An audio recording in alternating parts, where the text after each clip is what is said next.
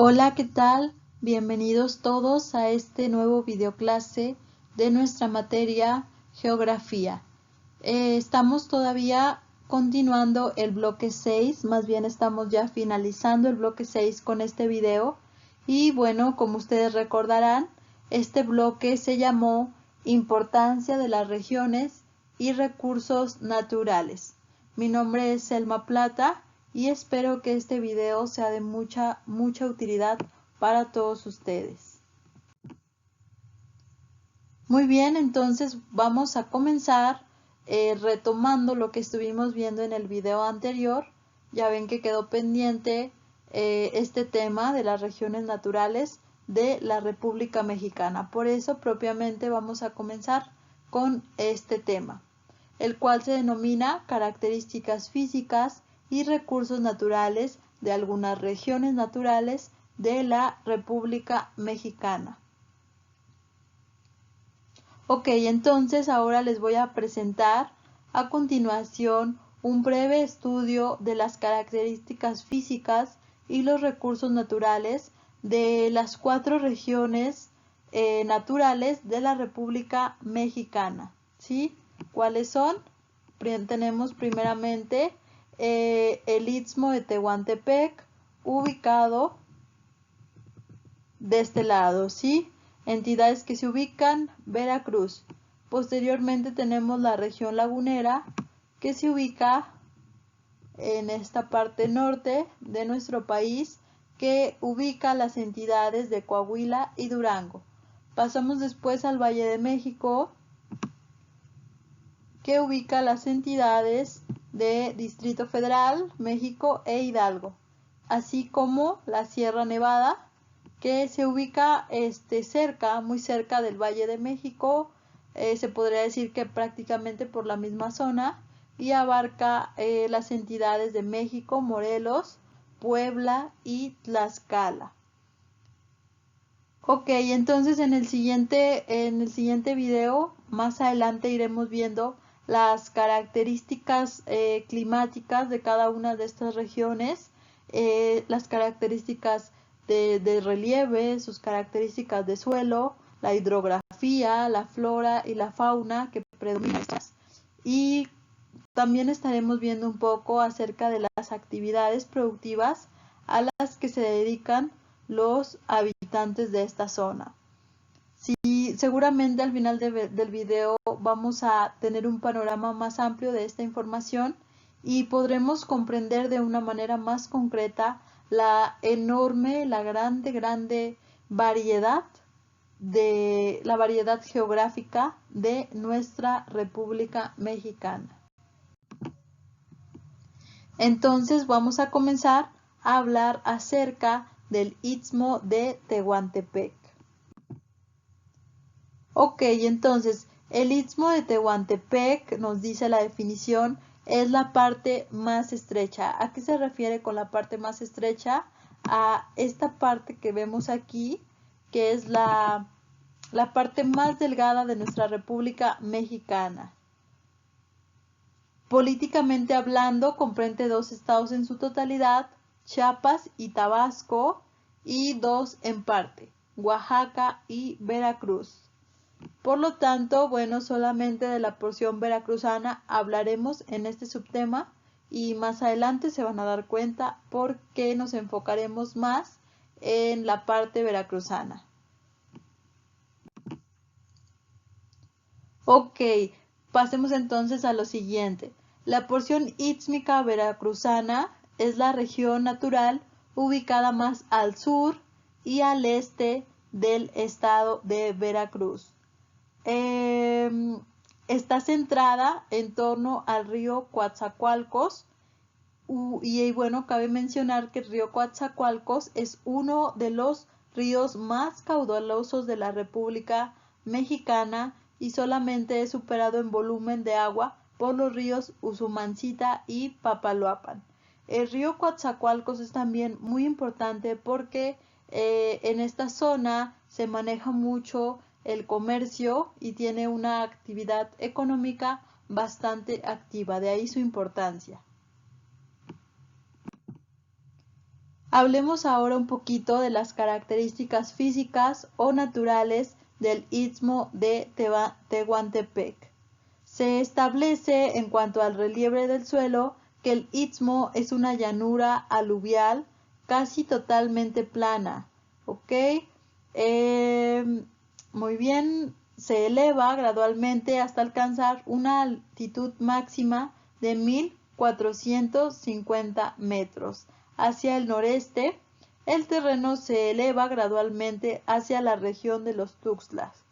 La costa, como en casi todo el estado, es baja y bueno, su relieve, su suelo es arenoso. Ok, entonces en cuanto al clima, el clima del istmo, perdón, es muy cálido, es húmedo y con una generación constante de lluvia, ok. El istmo, bueno, como ya dijimos entonces, que es una zona donde llueve bastante, esto genera o propicia que fácilmente la hidrografía del istmo sea muy abundante. Es decir, con hidrografía nos referimos a que cuenta bueno, a todo lo referente al agua, pero a que el istmo de Tehuantepec cuenta con incontables arroyos, ríos, pantanos, lagunas y albúferas. Ok, como dijimos, el río más caudaloso e importante es el Coatzacoalcos. El río Coatzacoalcos es 4 veces mayor, el caudal del río Coatzacoalcos es 4 veces mayor que el del río Bravo. Entonces, si se darán cuenta, el río Coatzacoalcos es un río realmente enorme.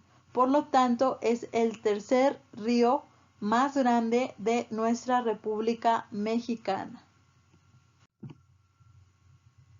En cuanto a los suelos de esta zona, predominan los acrisoles. Con acrisoles nos referimos a suelos ácidos o agrios, que por lo general tienen una consistencia bastante barrosa, ¿sí? Como arcilla, lo cual reduce la fertilidad del suelo. También hay aluviales o suelos de río, los cuales, bueno, son más fértiles y productivos, perdón. Ok, en cuanto a la vegetación de esta zona, la vegetación silvestre comprende básicamente 4 variedades de flora: la selva ecuatorial, sabana herbácea, popal y manglar. Ok, en cuanto a las selvas ecuatoriales, estas se localizan sobre toda la parte sur y suroeste de la región. Las selvas ecuatoriales están formadas por árboles gigantescos, por arbustos, por bambús, por hongos, por plantas. Las selvas, donde estos tipos de selvas han sido taladas, se han formado las sabanas herbáceas, ¿sí? Las cuales, debido a este proceso de talación, por lo general son casi llanas y predominan entonces los pastizales. En cuanto a popal quiere decir o hace referencia a la vegetación acuática. Este tipo de vegetación acuática se desarrolla en los pantanos y en las lagunas de agua dulce. Y finalmente, a orillas del Golfo de México y las albúferas abundan los manglares. Muy bien. Eso fue en cuanto referente a la vegetación. Ahora hablemos un poco de la fauna. La fauna salvaje cuenta con regulares cantidades de ardillas, de armadillos, de boas, de caimanes, de iguanas, de liebres, de lagartos, tortugas y otras especies animales, así como también de muchas especies animales, pero aves, ¿ok? En cuanto a los recursos naturales y actividades productivas de esta zona, podríamos decir que los habitantes del Istmo de Tehuantepec se dedican en su mayoría a la agricultura, a la ganadería, la pesca, la producción forestal, entre otras actividades, aprovechando los abundantes recursos naturales que ofrece la región. En ganadería se establece el ganado sobre todo vacuno para la producción de carne, así como de ovejas, de cerdos, de cabras y de caballos. La pesca se practica en el Golfo de México y bueno, se realizan importantes capturas de camarón, de cangrejo, de caracol, jaiba y langostino. La producción forestal también es bastante importante ya que proporciona maderas tropicales finas y corrientes como de caoba, cedro rojo, ébano y otras especies. Y bueno, más importante que todas las anteriores, la extracción de gas natural, de petróleo y azufre, que esto ha sido el factor determinante del crecimiento poblacional de estos municipios, ¿sí? Porque es una zona que permite esta actividad y que por lo tanto genera y activa la economía de la zona. Pasemos ahora a la siguiente región geográfica de nuestro país, la región lagunera. Ok, entonces en la mesa del norte de la República Mexicana, al suroeste del estado de Coahuila y al noreste del estado de Durango, se encuentra una región natural caracterizada por su clima seco y extremoso del tipo desértico. Estamos hablando de la región lagunera.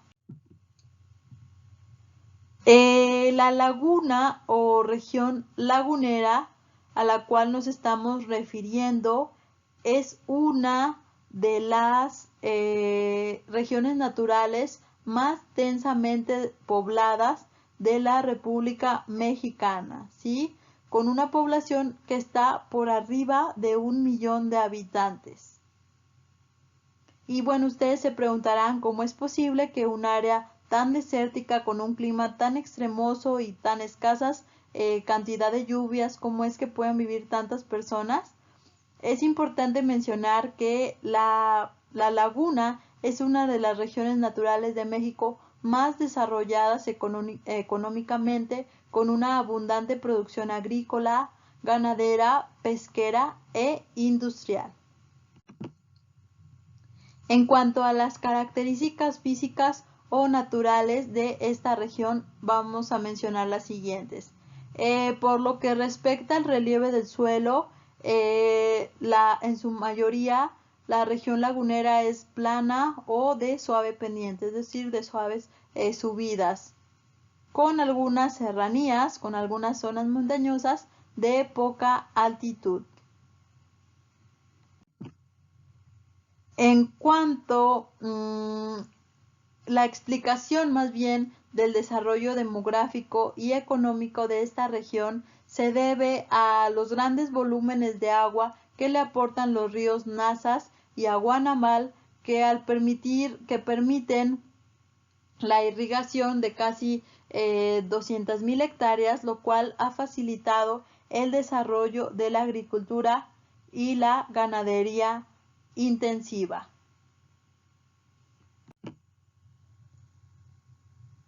Ok, entonces es importante mencionar que hace varios siglos, cuando el clima de la región lagunera era más húmedo y lluvioso que antes, las partes bajas de las cuencas de los ríos que vimos anteriormente estaban cubiertas por una extensa capa de agua de poca profundidad que en la actualidad se conoce como Ciénega de Tlahualilo. Perdón. Con el tiempo, al irse volviendo cada vez el clima más seco y al ir disminuyendo las lluvias, los ríos disminuyeron de caudal y bueno, esta ciénega propiamente se fue reduciendo hasta convertirse más bien en algunas lagunas menores. Entonces, bueno, de aquí podemos observar la importancia que han tenido los ríos para el desarrollo de esta zona.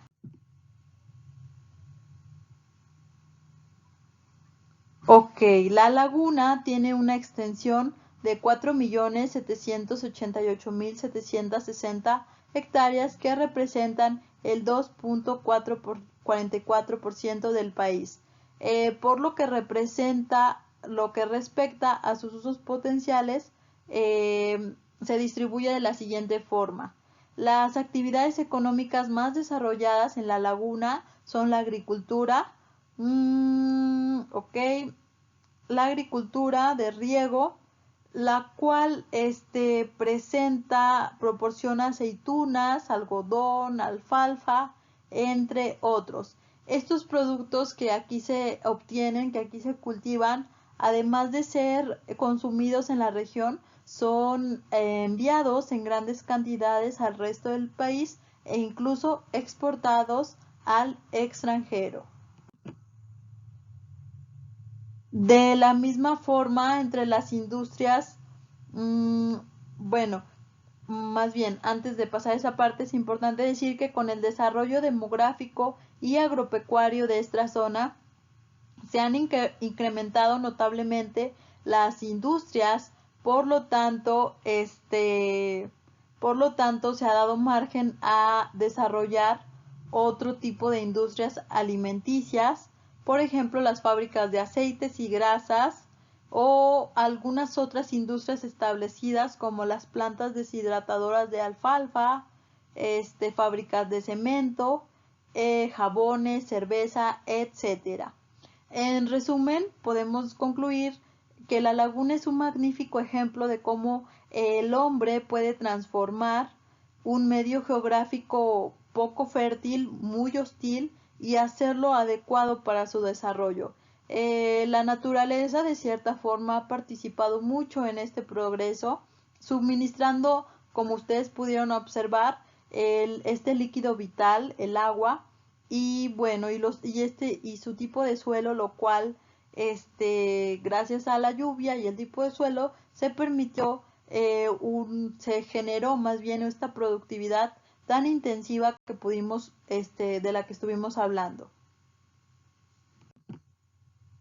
Ahora pasemos a hablar de la siguiente región geográfica de nuestro país, denominada Valle de México o región del Anahuac.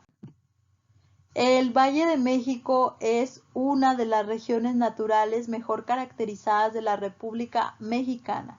Es una llanura cerrada al este por la Sierra Nevada, en la cual se localizan los volcanes Popocatépetl e Iztaccíhuatl. El conjunto, más que un valle formado por ríos, es una cuenca cerrada. Desde el siglo XVII comenzó a tener desagüe artificial hacia el río Pánuco. El Valle de México es conocido también como la denominación de región del Anahuac.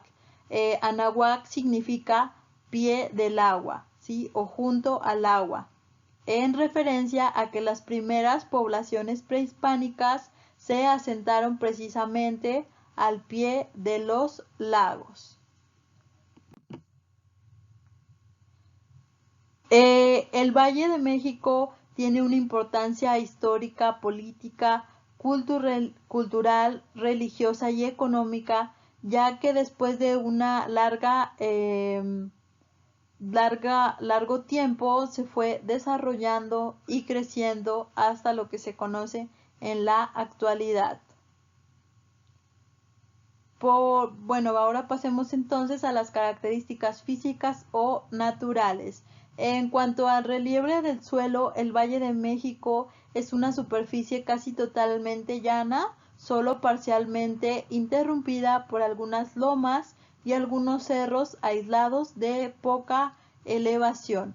El clima de esta región es subhúmedo y bueno, las lluvias no son constantes, pero sí se manifiestan. Por lo que respecta a la hidrografía, el Valle de México cuenta con numerosas corrientes de agua, algunas son permanentes y otras son temporales, la mayoría son temporales.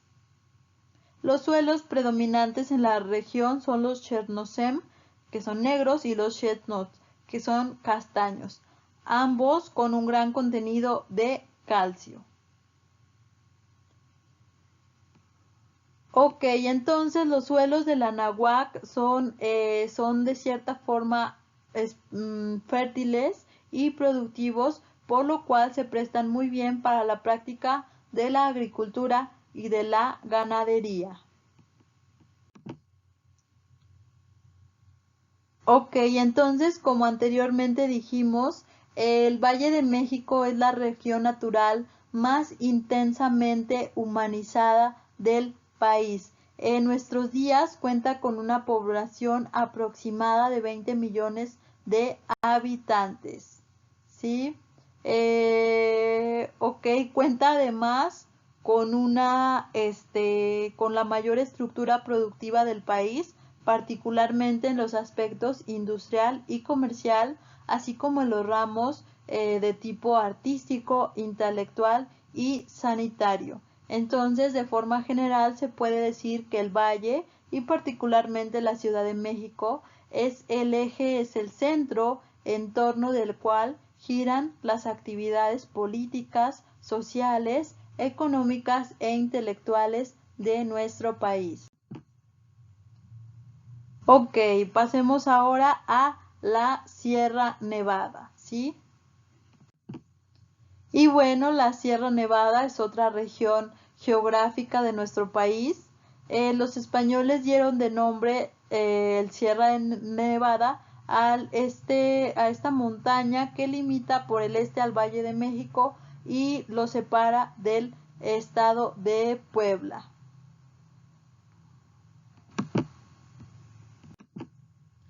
De norte a sur se distinguen en la Sierra Nevada numerosos volcanes que vamos a ver a continuación.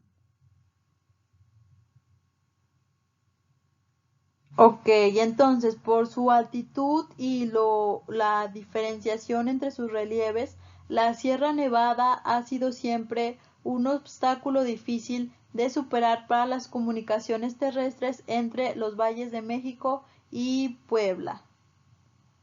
Las altitudes de los volcanes Popocatépetl y Iztaccíhuatl, sus formas inconfundibles y el hecho de estar en gran parte cubiertos de nieve, los hace ser increíblemente bellos.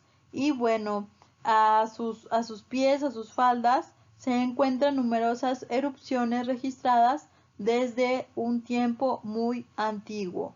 Incluso, ahorita rápidamente se los comento, hay una leyenda, la leyenda de los volcanes, de acuerdo con la cual existió alguna vez el valiente guerrero Popocatépetl, el cual, como todas las historias, ya saben, estaba profundamente enamorado de la princesa Iztaccíhuatl, el cual fue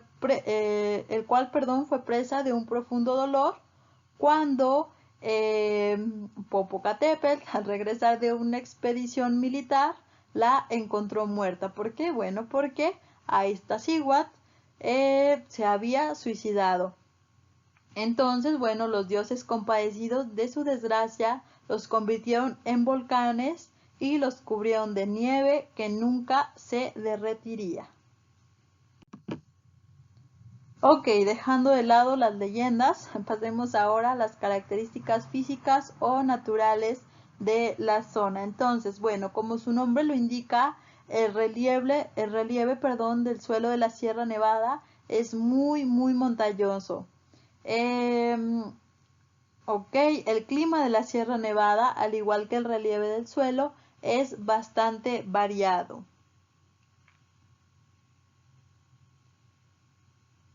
Ok, la Sierra Nevada también tiene un alto grado de humedad atmosférica.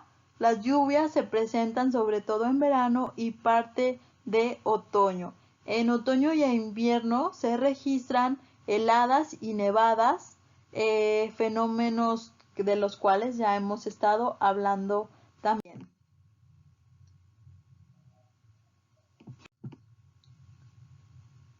Por lo que respecta a la vegetación silvestre se distinguen básicamente dos tipos de asociaciones vegetales: el bosque de clima templado y frío y el páramo o zacatonal.